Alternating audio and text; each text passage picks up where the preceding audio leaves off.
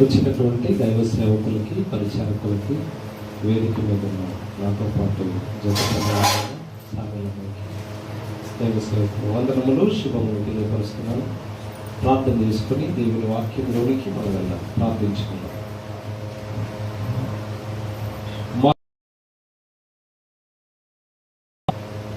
దయగల దేవ, పరిశుద్ధుడా, మీ ఘనమైన శ్రేష్టమైన నామాన్ని బట్టి మిమ్మల్ని ఎంతగానో స్తుతిస్తున్నాము. గడిచిన కాలం మీ కృపలో కాపాడి దేవ, సజీవులుగా మమ్మల్ని నిలబెట్టి సిద్ధపడ్డారు. చెప్పనైన నన్ను బలపరచండి. మీ మాటలు అందించిన మీ కుమారుని కూడా కృపతో జ్ఞాపకం చేసుకొని మీ పరిచర్యలో సేవలో చక్కగా యేసుక్రీస్తు ప్రభుల వారి శ్రేష్టమైన నామంలోనే ఈ ప్రార్థన అడిగి వేడుకుంటున్నాము. ప్రియమైన దేవుని వల్ల దేవుని మాకు చెప్పాడు. అందుకు బట్టి దేవునికి స్తోత్రములు చెల్లిస్తున్నాను. దేవుని యొక్క వాక్యము తీసుకొని వెళ్ళవలసిన పరిస్థితులు ఈరోజు సమాజంలో కనబడుతున్నాయి. వేగంగా తీసుకొని వెళ్ళాలి అంటే ఇప్పుడు పడుతున్నటువంటి సేవకుల కష్టం, కష్టపడే సమయం ఆసన్నమైంది అని చెప్పక తప్పదు. ఎందుకంటే ప్రియులారా, ఈరోజు చెడు ఎంత తొందరగా సమాజంలోనికి వెళ్ళిపోయింది అంటే చాలా తొందరగా చెడు ప్రభావితం అవుతుంది. అది ఎంత తొందరగా స్ప్రెడ్ అవుతుంది అంటే చాలా తొందరగా స్ప్రెడ్ అయింది. మరి దాన్ని ఆపగలిగేది ఎవరు అంటే దేవుని పిల్లలు, దైవ సేవకులు. నెక్స్ట్ కాబోయేటువంటి సేవకులుగా ఒక సేవ గురిని, లక్ష్యాన్ని కలిగి ఉన్నటువంటి వారుగా ముందుకు కొనసాగవలసినటువంటి భారము, బాధ్యత మన మీద ఉన్నది. కాబట్టి దేవుని వాక్యములో సంఖ్యాకాండములో రాయబడిన మాటను మనం జాగ్రత్తగా చూద్దాం. సమాజం గురించి, ప్రజల గురించి ఎంత బాధపడుతున్నాడో మోషే గారిని ఒకసారి మనం జ్ఞాపకం చేసుకున్నాం. ఈ 27వ అధ్యాయంలో, సంఖ్యాకాండము 27వ అధ్యాయము 12వ వచనాన్ని ఒకసారి చూద్దాం. మరియు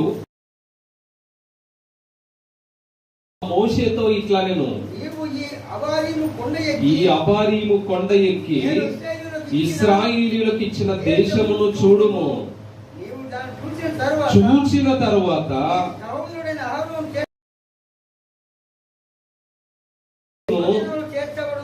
నీ స్వజనులలో చేర్చబడుదువు అని చెప్పాడు. ఈ మాట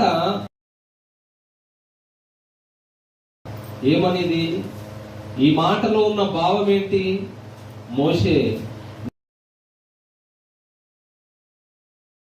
అవి చూడగానే ఏమో, నువ్వు ఎలాగైతే స్వజనుల యొద్దకు చేర్చబడ్డాడో నువ్వు కూడా చేర్చబడ్డావు. అంటే దాని అర్థం ఏంటో తెలుసా? అంటే నువ్వు స్వజనులకు చేర్చబడుతున్నావు అంటే వెళ్ళిపోతావు అని ఈ మాట చెప్పిన వెంటనే మోషే గారు ఆలోచన ఒక్కసారి చూడండి ప్రియులారా. ఏమంటున్నాడు చూడండి మోషే గారు. 13వ వచనంలో, 14వ వచనం, ఏలయనగా సమాజం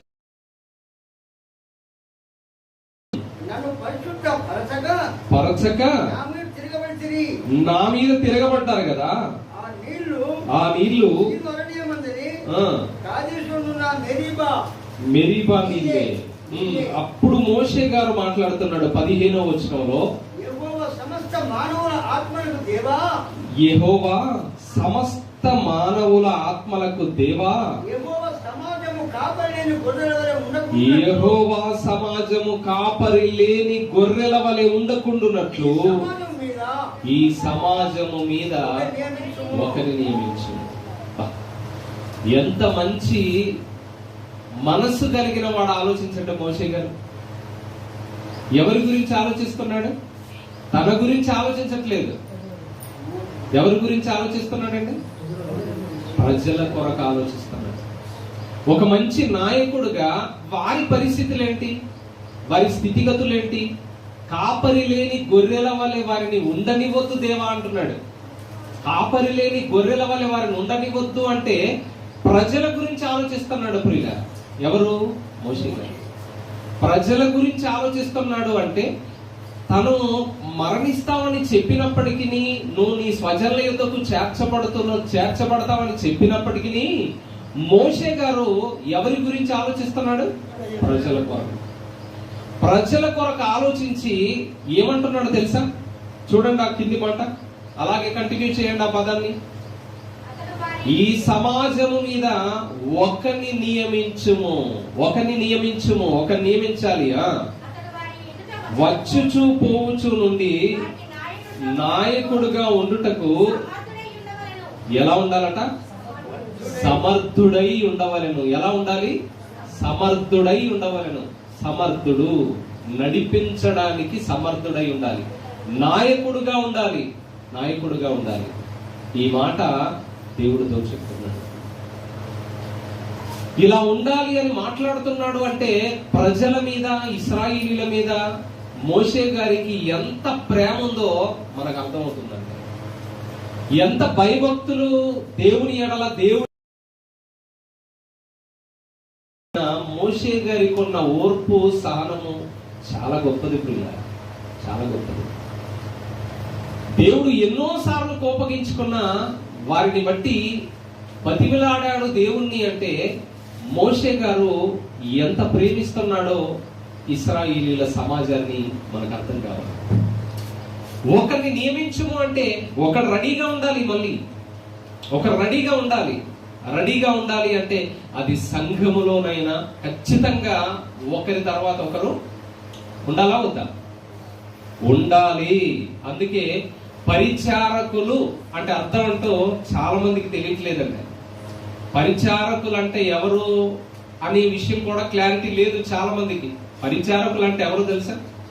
పరిచర్య చేసేవారు ఉన్నారు. వాక్య పరిచర్య కాదు, పరిచర్యలో నానా రకాలు ఉన్నాయి. దాంట్లో నువ్వు ఎవరిని తీసుకుంటావు? దైవ సేవకులకు పరిచర్య, చేతులు కడుక్కోవడానికి నీళ్ళు ఇవ్వడం, దీన్ని ఏమంటారు? పరిచర్య అంటారు. మ్యాట్లు వేయడం, వచ్చి వాక్యాన్ని వినడం, దైవ సేవకులు చెప్పింది వినడం, దీన్ని ఏమంటారు?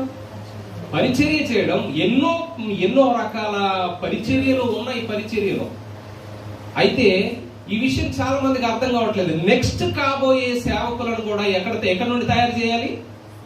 సంఘము నుండే తయారు చేయాలి. సంఘము నుండే తయారు చేయాలి. నెమ్మదిగా వారి వాక్యాన్ని చెప్పే అంత స్థితికి సేవకులు. ఈ రోజు అలా లేరు అంటే ఇక్కడ యెహోషువ గారు కనబడుతున్నాడు మోషే గారి తర్వాత. అవునా కదా? మరి మన తర్వాత ఎవరు? ఉంటే దేవునికి స్తోత్రం, లేకపోతే తయారు చేయవలసిన బాధ్యత మనదే. సమాజం ఏమో నశించిపోతుంది. ఎంత భయంకరంగా ఉన్నారు తెలుసా అండి ఈరోజు? సమాజం ఎంత భయంకరంగా ఉందో తెలుసా? నా ఫేస్బుక్ లో ఒక ఆడియో, ఏంటది, బ్రతుకు జట్కా బండి ఏదో ఒక ఆడియో ఇప్పటికే రన్ అవుతుంది దాంట్లో కదా. ఆ ఆడియోలో ఉన్నది ఏంటో తెలుసా? ఒక చెల్లి ఫోన్ చేసి ఏమంటుంది అంటే, నేను మా ఇంటి పక్కన ఉండేటువంటి అంకుల్ వాళ్ళకి మాకి ఉన్న సంబంధం ఎంతకాలమో తెలుసా? 25 సంవత్సరాలు కలిసి ఉన్నారట వాళ్ళు. 25 సంవత్సరాలు, 25 ఏళ్ళు ఎలా ఉన్నాము తెలుసా? ఒక్కటే కుటుంబం లాగా ఉన్నాం మేము. మరి ఒక్కటే కుటుంబం లాగా ఉన్నప్పుడు ఏమైందో తెలుసా? దాంట్లో ఆ పక్కింటి ఆంటీ వాళ్ళ కుమారుణ్ణి ఎప్పుడు అన్నయ్య అంటూ ఇంటికి వెళ్ళేదట. అన్నయ్య అంటూ తన మనసులో ఏం లేదండి, తన మనసులో ఎలాంటి ఆలోచన లేదు ఆ చెల్లి మనసులో. కానీ ఆ అన్నయ్యకు పెళ్ళి అయిందట.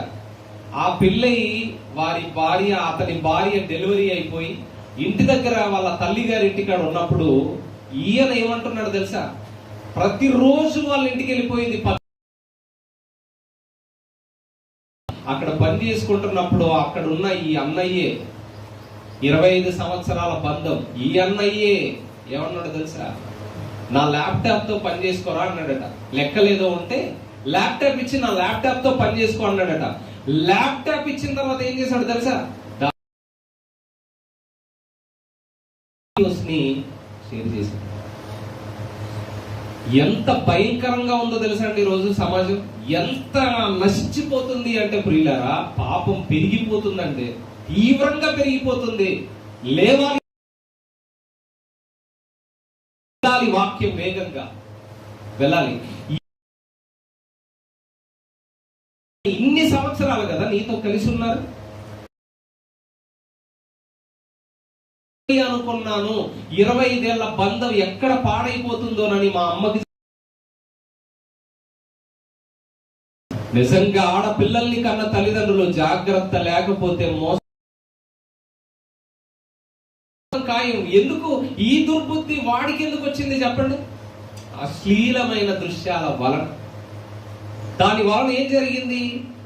చెల్లె తల్లి అసలు ఏంటి, వరుసకి ఏంటి, అసలు ఎవరు అనేది కూడా చూడలేకపోతున్నాడు. అంటే మృగం కంటే హీనంగా మారిపోతున్నాడండి మనిషి, మృగం కంటే హీనంగా. కాబట్టి రావాలి, ఇంకా జరగాలి, గొప్పగా ముందుకు వెళ్ళాలి. సమాజం వేగంగా పాపంలో లేనప్పుడు ఇంత నెట్ ఫ్రీగా ఉండేది కాదు కదా. నెట్ ఇప్పుడు వచ్చి దాదాపు ఒక 3-4 సంవత్సరాలు, 3-4 సంవత్సరాలు అవుతుందేమో అందరికీ ఫ్రీగా ఇచ్చి. ఈ ఫ్రీగా ఫోన్ లేని మనిషే లేకుండా అయిపోతున్నాడు. రాను రాను ఫోన్ లేని మనిషే లేకుండా అయిపోతున్నాడు. ఒకప్పుడు లేదు ఈ నెట్, ఒకప్పుడు లేదు ఈ ఫ్రీ. తెలుసా? ఫ్రీ అని చెప్పి జనాలు నాశనం అయిపోతే నాకేంటి, నాకు కావాల్సింది డబ్బు, వ్యాపారం అండి. పాపంలో ఈరోజు మనుషుల మీద, మనుషుల బ్రతుకులతో ఆడుకుంటున్నారు. నేను అదే అంటాను ప్రియులారా, చెడును అంత ఇష్టపడుతున్నారు కదా, అదే వాక్యాన్ని ఇష్టపడితే, ఇష్టపడితే, నీ బ్రతుకును మార్చే మాటల మీద నువ్వు లక్ష్యం ఉంచితే నువ్వు ఆ తప్పు చేయగలవా? ఆ తప్పు చేయగలవా? చేయలేడు. కాబట్టి వెళ్ళాలి, వాక్యము వెళ్ళాలి ప్రియులారా, వెళ్ళాలి. నా తర్వాత ఎవరు అంటే దేవుడు అంటున్న మాట చూడండి ఒకసారి. దేవుడు అంటున్న మాట అప్పుడు వెంటనే మోషే గారి మనవి విన్న దేవుడు ఏమంటున్నాడు చూడండి. మోషేతో ఇట్లా, నేను నూను కుమారుడైన యెహోషువ ఆత్మను పొందినవాడు, నీవు అతన్ని తీసుకొని నీ చెయ్యి ఉంచి, అతని మీద నీ చెయ్యి ఉంచి సర్వ సమాజం ఎదుటను అతన్ని నిలబెట్టి వారి కన్నుల ఎదుట అతనికి ఆజ్ఞ ఇమ్ము. అంటే ఎవరిని లేపుతున్నాడో మళ్ళీ నూను కుమారుడైన యెహోషువ ఎవరో తెలుసా? ఆత్మను పొందినవాడు. అంటే అర్థం ఏంటి? దేవుని యొక్క మనసు తెలుసుకున్నవాడు, దేవుని యొక్క ఆత్మను పొందినవాడు, మానవ సంబంధమైనటువంటి ఆలోచనల నుండి దైవ సంబంధమైన ఆలోచనలు కలిగిన వాడు. టోటల్ గా తన మనస్సు మారిపోయింది, తన విధానం మారిపోయింది, నడక ప్రవర్తన అన్ని చేంజ్ అయిపోయాయి. టోటల్ శరీర సంబంధి కాదు సుమ, ఆత్మను పొందినవాడు. ఆలోచించండి, దేవుడు ఎంపిక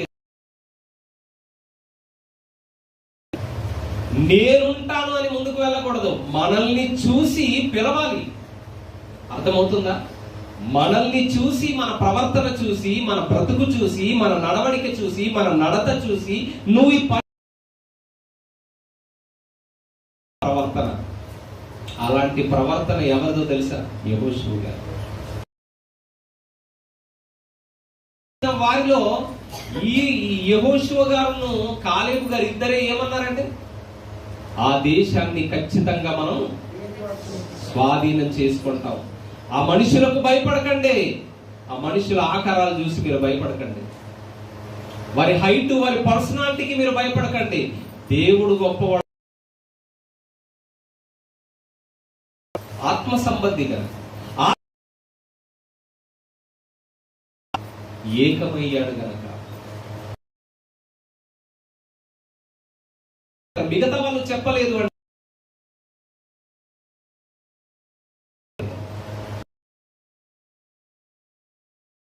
తర్వాత సమాజంలోనికి వెళ్ళి తీరాల్సిందే. నశించిపోతున్న వారిని దేవుని వైపుకు తిప్పడంలో ఒక గొప్ప సాధనంగా వాడుకునే అలాంటి దైవ సేవకులు దేవుడికి కావాలి.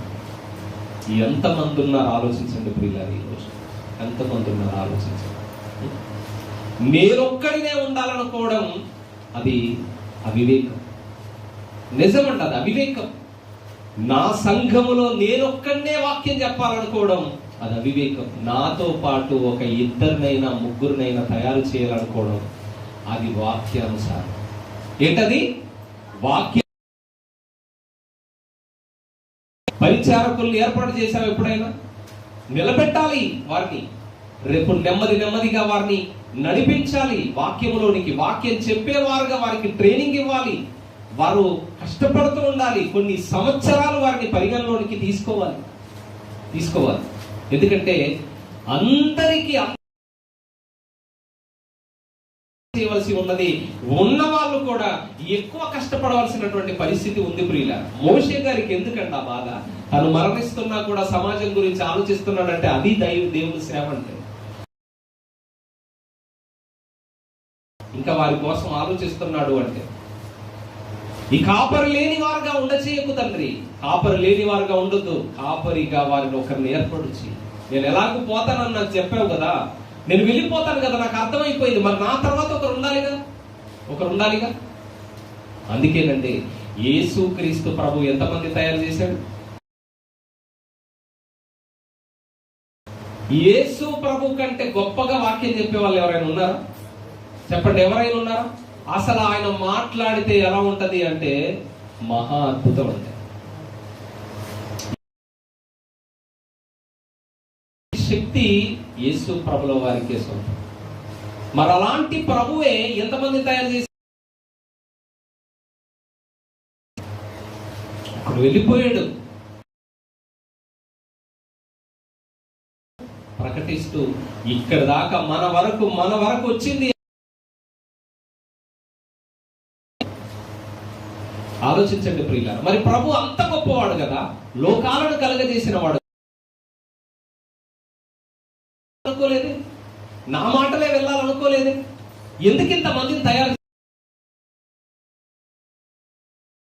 వెళ్ళాలి అంటే ఆయన బ్రతికేది ఎంతకాలం? 33.5 సంవత్సరాలు. ఆయన బ్రతికేదే 33.5 సంవత్సరాలు. మళ్ళీ తర్వాత ఆ వాక్యాన్ని చేత పట్టుకొని అనేకులకు తీసుకొని వెళ్ళడంలో ఈ 11 మందిని ఏర్పాటు చేసి ఇద్దరిద్దరినిగా వెళ్ళమని ఒకసారి అనేకులను దేవుని వైపుకు నడిపించండి అని వారికి అది పరిపూర్ణులను చేసి సమాజంలోనికి ఆయన పంపించినట్టుగా మనం చూసుకున్నాం.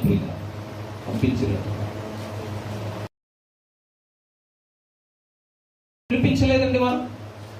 ఎంతమందిని విడిపించలేదు? ఎంతమంది పాపాన్ని దూరం చేసి ప్రభుకు దగ్గర చేయలేదు?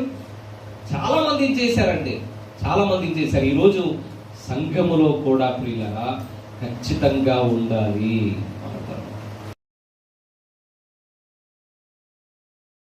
ఒకవేళ వాక్యం చెప్పేటప్పుడే ఒక ఆయన పెళ్లి చేసేటప్పుడు మన వాట్సాప్ లో ఒక వార్త వచ్చింది. పెళ్లి చేస్తున్నాడు, పెళ్లి చేసేటప్పుడే హార్ట్ స్ట్రోక్ వచ్చింది ఆయన. అక్కడే స్టేజ్ మీద చచ్చిపోయాడు.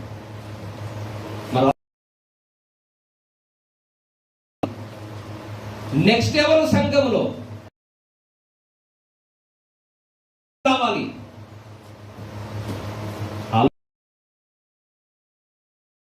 తయారు చేయండి. తర్వాత ఎవరు ఏ సంపాదన కంటే ఆస్తుల సంపాదన ఎక్కువైపోయిందండి. ఈరోజు ఎక్కువైపోయింది. దానివల్ల ఏమవుతుందో తెలుసా? ముఖ్యంగా ఉండకూడదు అదే, కానీ అపవాది నడిపించేసి ఎవరికి ఏది ఇష్టమో అది పెట్టేసింది. అంతే. ఇక యవనస్తుల్ని రేపు పిల్లల్ని ఎలా చెడగొట్టాలి అలా చెడ, దానికి సర్వము తెలుసంటే దాని మాయలో ఉన్నారంటే చాలా మంది కూడా ప్రియులారా. ఏమన్నాడు తెలుసా? ఒక మాట చూసుకుందామండి. తిమోతి గారికి రాసిన పత్రికను మనం చూడగలిగితే ప్రియులారా,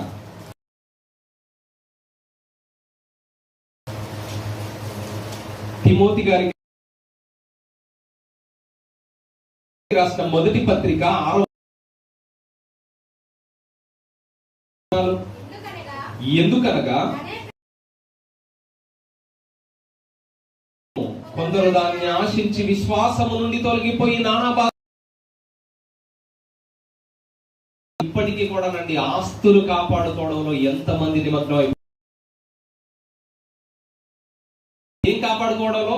చర్చి అందులో ఉన్న వస్తు వాటిని కాపాడుకోవడానికి ఏమవుతుంది? గోడలా సంఘం అంటే? సంఘం అంటే గోడలా? కాదే. సంఘం అంటే దేవుని పిల్లలు. ఎత్తపడేది ఎవరు? కాపాడే బాధ్యతలో, పనిచేసే బాధ్యతలో ప్రియమైన దేవుని వారలారా, సంఘాలు ఎలా ఉండాలి అంటే,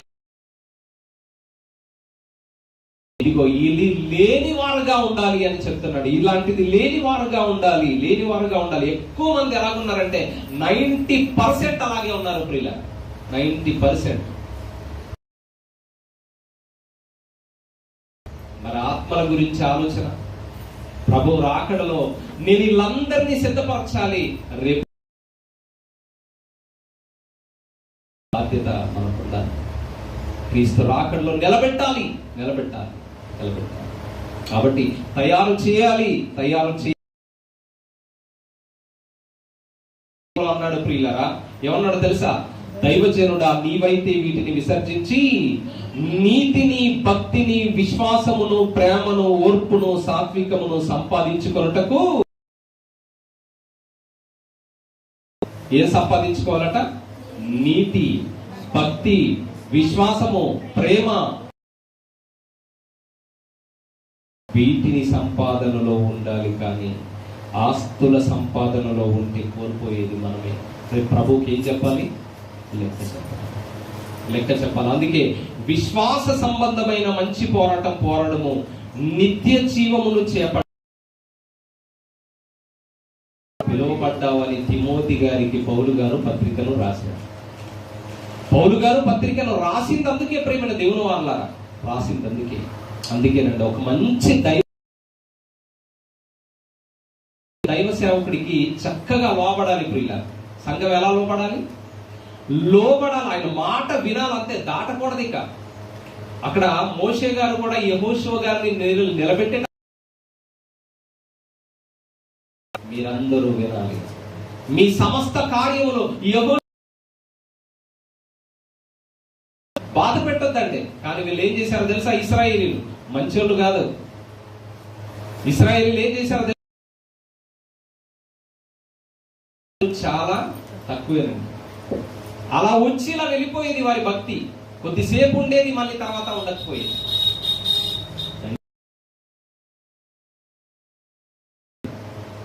వారికి సహకారం అందించండి, వారి మాట వినండి. ఆ మాటలు దేవుడివి కనుక వారికి లోబడి ఉండండి. అంతే తప్ప దైవ సేవకుడిని ఎప్పుడు కూడా లోబరుచుకోవడానికి ప్రయత్నం చేయకూడదు. లోబరుచుకోవడం అంటే అర్థం ఏంటి? నేను చెప్పినట్టు నువ్వు వినాలి. అదే తప్పండి, చాలా తప్పది. అలా వినకూడదు అన్నమాట, అలా ఉండకూడదు. అందుకే వీళ్ళు ఏం చేశారో తెలుసా?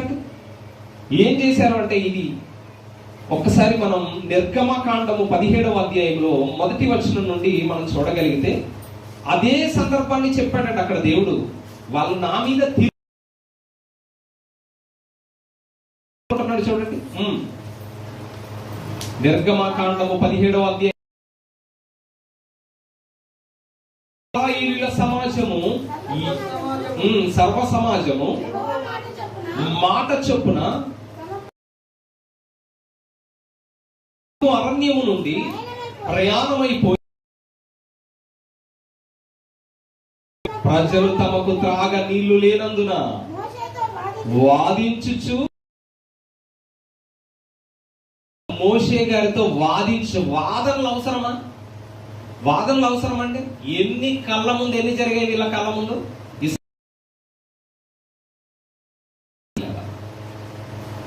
ఎర్ర సముద్రం 2 పాయలైంది వీరి కళ్ళ ముందేనా? వీరి కళ్ళ ముందేనా? వీరికేం జరగలేదు, ఐగుప్తులకే జరిగింది. ఐగుప్తులకే శ్రమ సంభవించి ఇవన్నీ ఎవరి కళ్ళ ముందు? వీరి కళ్ళ ముందు జరిగింది. దేవుడు నీళ్లు. వాదనలొద్దు ప్రేమైన దేవుని వల్ల. ఎలా ఉండాలంట? మోషే గారు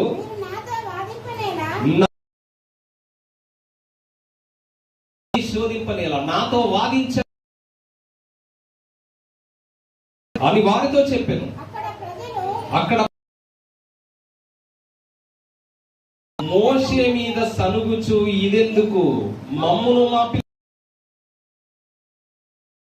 ఇక్కడికి తీసుకొని వచ్చిందిరనేది. చూసారా? దేవుడు ఇస్తాడు, ఇచ్చేదాకా ఆగాలి. ప్రాణం పోయేటట్టుగా చంపడగా దేవుడు, చంపేస్తాడా? ప్రాణం పోయి నీ గొంతెండిపోయి ఎప్పుడు చచ్చిపోతాడంటే మనిషి గొంతెండిపోయినప్పుడు చచ్చిపోతాడు కదా, టోటల్ గా ఎండిపోయినప్పుడు చచ్చిపోతాడు. కానీ అక్కడ దాకా తీసుకెళ్ళాడుగా దేవుడు. నిన్ను చంపేది ఉంటే అక్కడే చంపేవాడు, ఇక్కడ దాకా ఎందుకు తీసుకొచ్చేవాడు కదా? చంపడైతే చంపడు కదండి. అంటే వీళ్ళు ఏమంటున్నారు తెలుసా? మమ్మల్ని మా పిల్లలు ఈ అరణ్యంలో ఈ దప్పి చేత చంపడానికి తీసుకొచ్చారు. మోషే గారితో వాదన అవసరమా ప్రియమైన దేవుని వాళ్ళ? దేవుడు ఇస్తాను, వీళ్ళకి ఆ మాత్రం నమ్మకం లేదు, ఆ మాత్రం విశ్వాసం లేదు. అలా వాదనలు దైవ సేవకులతో మంచిది కాదు, మంచిది కాదు. కాబట్టి వారి మాట వినాలి, వారికి లోబడి. ఏమంటారు? కిందికి కూర్చుందాం మనం. కిందికి ఇంకా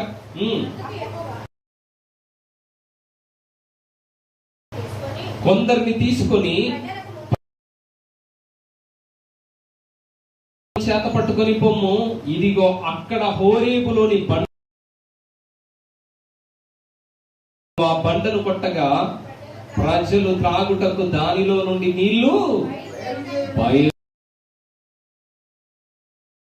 వీళ్ళ పెద్దల కన్నుల ఎదుట అట్లు చేశారు. వీళ్ళెందుకు పెద్దలు రావాలి ఆయనతో?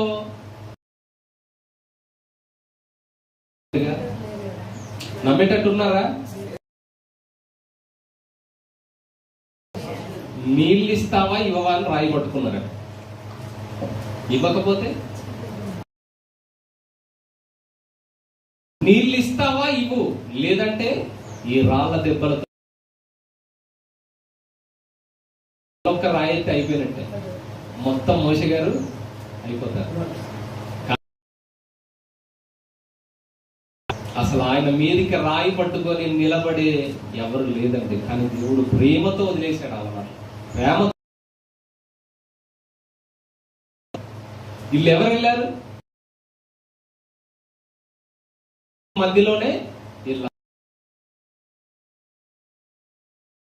మింగక ముందే చంపేశాడని రాయబడింది. నమ్మలక ముందే దేవుణ్ణి మోస. కాబట్టి ఇబ్బందులకు గురి చేయకూడదు. దైవ సేవకుల మాట వారికి భయపడాలి. వారు క్రియలు చూపిస్తున్నప్పుడు ఇంకా వారికి లోబడాలి. వారు మంచి ప్రవర్తనలతో ఉన్నప్పుడు వారిని ఇంకా ప్రేమించాలి, హత్తుకోవాలి. కానీ ఇంతగా ఇబ్బంది పెట్టారు, చూడండి ఇంతగా ఇబ్బంది పెట్టారు. ఈ ఇబ్బందులు మోషే గారి మాట వినకుండా తొందరపడుతున్నారండి. ఈ రోజు కూడా దైవ సేవకుల మాటలు వినాలి. ఎక్కడికైనా వెళ్ళి మనం వాక్యాన్ని ఎవరికైనా చెప్తున్నప్పుడు పాపం నుండి మల్లుకోవాలని చెప్తాం, వారి బ్రతుకులు మార్చుకోవాలని కదా మనం చెప్పేది. ఇది మన కోసమా, మన మంచి కోసమా, వారి మంచి కోసమా? ఎవరు హృదయం కదిలితే అప్పుడు బాగుపడేది ఎవరు? వారే. మరి కష్టం అందుకేనండి దేవుని సేవకులకి ఎప్పుడు కూడా లోబడి ఉండాలి, వాదనలకు దిగకూడదు. దేవుడు చంపాడు, దేవుడు ఏ ఒక్క ప్రాణం కూడా పోదు. ఆయన ఏమన్నాడు తెలుసా? మనందరినీ బట్టి వాటినే లెక్క పెట్టాడు. దేవుడి చేతిలో, దేవుడి చేతిలోనే ఉంటదండి, దేవుడి చేతిలోనే ఉంటది. అంత అరణ్యములో వారిని నడిపించాడు, కానీ వారికి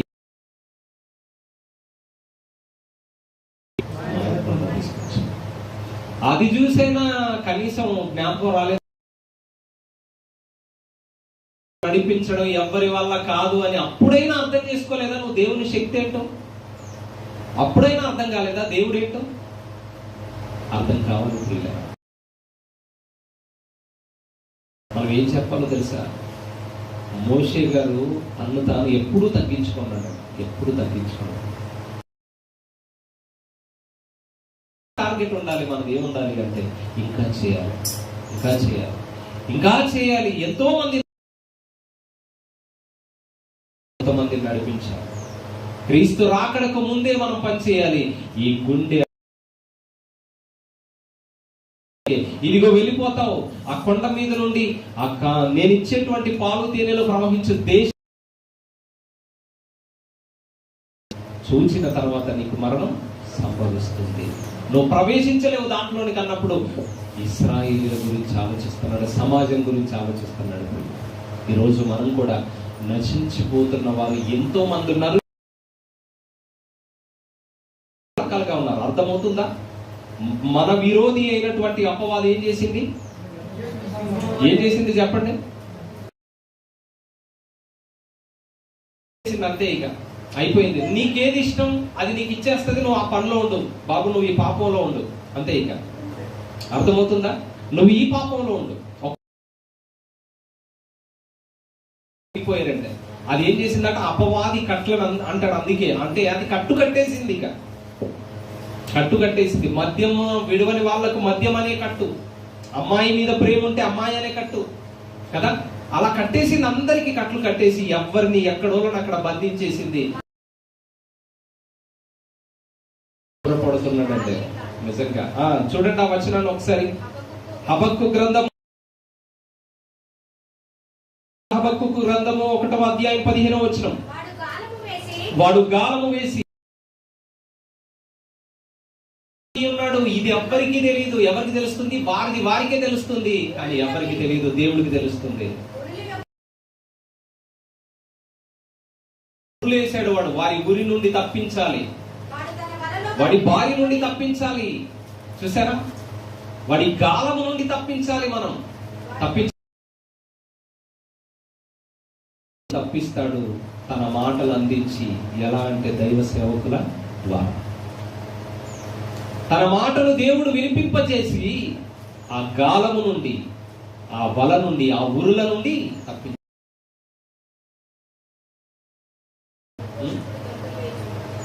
సంతోషపడి గంతులేస్తున్నాడండి వాడు. వాక్యాన్ని చూడనివ్వకుండా, వాక్యాన్ని చదవనివ్వకుండా,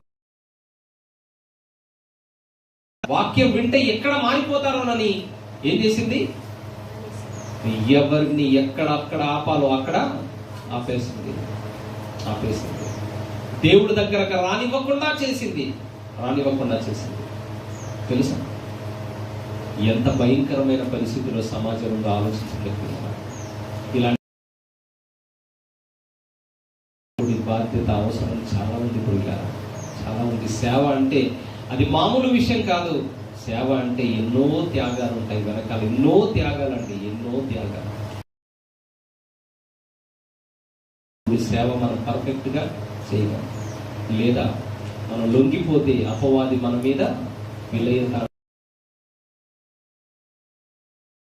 బాధ్యత మన మీద ఉంది ప్రియులారా. మనం ఏం చెప్పాలట? ఒక్కసారి లూకా సువార్త 17వ అధ్యాయం, మనం ఏం లూకా గారు రాసిన సువార్త 17వ అధ్యాయము 9-10 వచనాలు చూద్దాం. ఆ దాసుడు ఆజ్ఞాపింపబడిన పనులు చేసినందుకు వాడు దయ చూపెనని వానిని మెచ్చునా, అటువలే మీరును మీకు నిష్ప్రయోజకులమైన దాసులము, మేము చేయవలసినవే చేసి ఉన్నామని చెప్పుడనెను. చేయవలసినవి కూడా చేయని వారిని ఏమనాలి? ప్రయోజకులైతే చేయవలసినవి కూడా చేయని వారిని ఇంకేమనాలి చెప్పండి ప్రియులు? అలాంటిది ఇంకా దానికంటే తక్కువ పదం ఏముంటుంది? ఆలోచించండి. చేయాల్సినవి కూడా చేయలేకపోతే కాబట్టి బాధ. అందుకే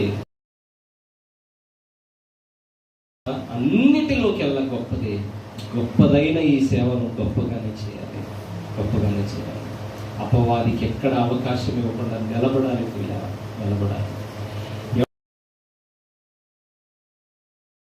కొద్దిగా గొంతెండిపోగానే చచ్చిపోతాం ఇక్కడ మా పిల్లలు మేము అన్నారు. కానీ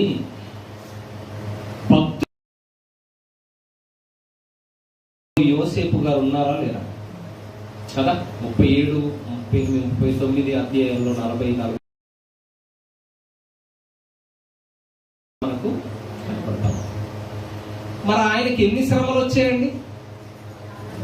ఎన్ని వచ్చాయి చెప్పండి? ఒకవేళ ఈ ఇశ్రాయేలు లాంటి మనస్తత్వమే యోసేపు గారికి ఉంటే ఆయన ఏమనాలి? చెయ్యని నేరానికి నన్ను జైలుకు పంపిస్తావా? నువ్వు ఉన్నావా లేవా దేవా చెప్పు, నాకు ఇప్పుడే సమాధానం చెప్పు. నేను తప్పు చేశానా? చేయలేదు. నేను బయటికి చేస్తావా? ఈ ఇశ్రాయేళ్ల మనసు ఉంటే అలాగే ఉంటుందండి అక్కడ కదా. ఇక్కడ చంపేస్తావా నన్ను, అక్కడ చంపుతావా? అంటే భక్తులు కళ్ళ ముందు ఉన్న తర్వాత నువ్వు ఎందుకు మళ్ళీ అలా లేవా? ఏమంటే మంచి వాళ్ళని ఎందుకు పెట్టుకోరండి రోల్ మోడల్ గా? మంచి వాళ్ళని ఎందుకు పెట్టుకోరు? భక్తులను ఎందుకు పెట్టుకోరు? వాళ్ళని ఎందుకు పెట్టుకోరు చెప్పండి ప్రియుల? ఎవరిని దయచేసి సపోర్టెడ్ గా పెట్టుకోవద్దు. మన పాపానికి సపోర్టెడ్ రెఫరెన్స్లు వెతుకోవద్దు. ఎక్కడ కూడా పెట్టుకోవద్దు, అది మంచిది కాదు.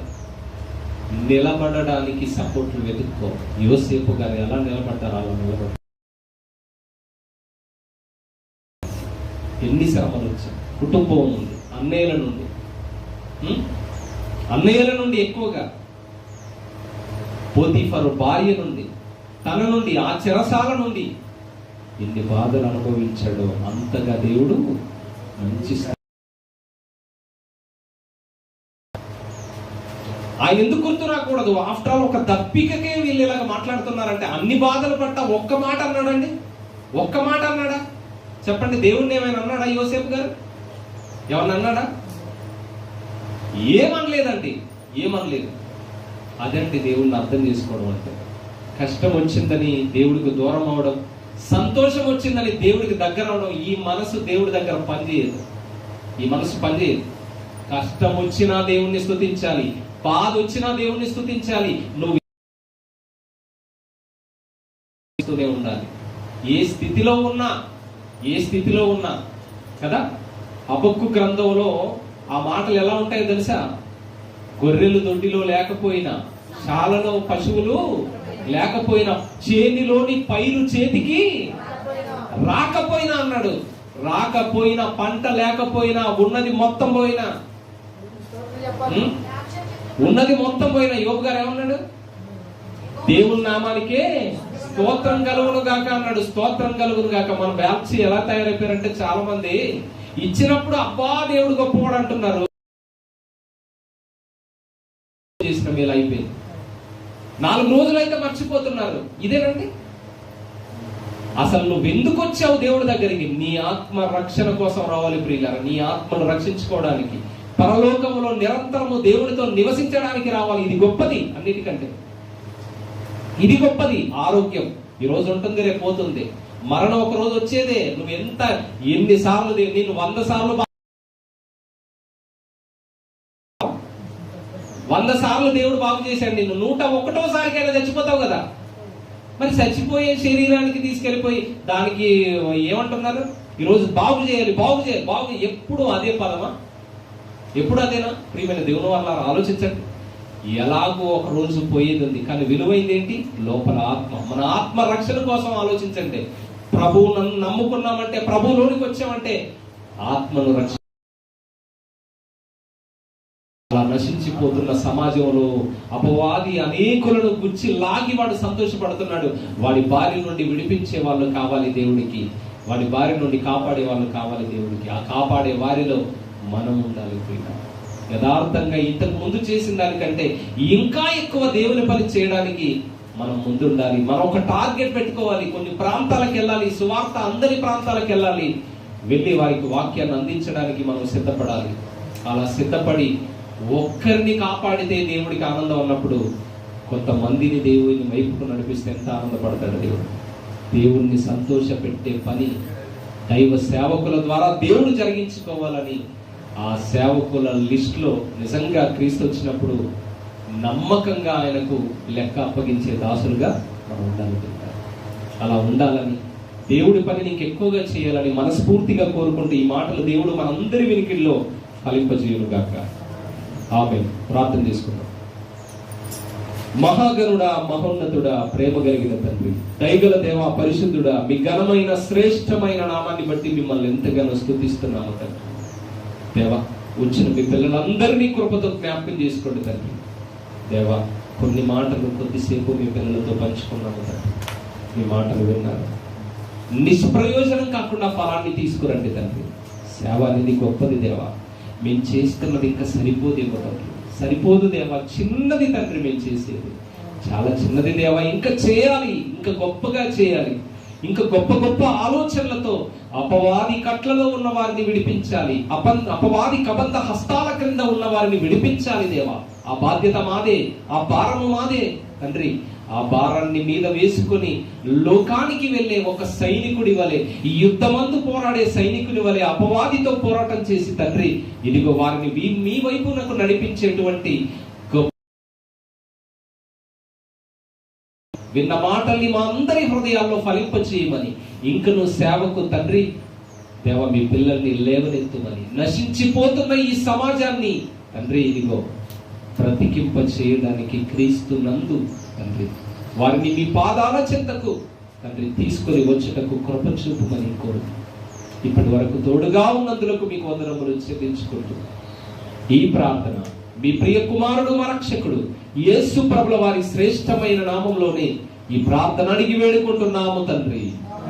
ఆమేన్. ఆమేన్. మన తండ్రి అయిన దేవుని ప్రేమ, మన రక్షకుడైన యేసు ప్రభుల వారి కృప, పరిశుద్ధాత్మ యొక్క అన్యోన్య సహవాసము సహాయము ఇప్పుడును ఎల్లప్పుడూ చేరి వచ్చిన మనందరికీ, సకల పరిశుద్ధులకు, దేవుని సేవను జరిగిస్తున్న దైవ సేవకులందరికీ, వారి కుటుంబాలకి, వారి సదాకాలము తోడై ఉండి నడిపించును గాక. ఆమేన్. అందరికీ వందనాలు.